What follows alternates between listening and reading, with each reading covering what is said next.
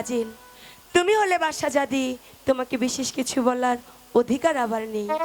হ্যাঁ, আমাকে বিশেষ কিছু বলার এ রাজ্যের কারণে। সত্যি বলেছ, এ রাজ্যের কারণে। তবে তাজিল, বাহ, ওকে ধরতেও পারি না। শোনো, বলো তো, একটি মাঝি কয়টি নৌকা পাইতে পারে? সামান্য একটি প্রশ্ন করেছো, কেন একটি মাঝি একটি নৌকায় রাইতে পারে? বাহ, খুব সুন্দর করে প্রশ্নের উত্তরটি দিয়েছো। একটি মাঝি শুধু একটি নৌকা বাইতে পারে। আচ্ছা তাজিল, তোমার কি মাঝির অভাব পড়েছে? এখানে দেখো ছোট বড় অনেক ধরনের মাঝি রয়েছে, যে কয়টা লাগে তুমি নিয়ে নাও। আর তাতেও যদি না হয়, আমার সঙ্গে চলো, যে কয়টা মাঝি লাগে আমি তোমাকে দিব।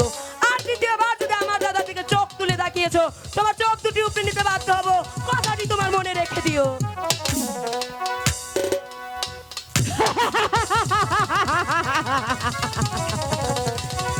না, না, না, না!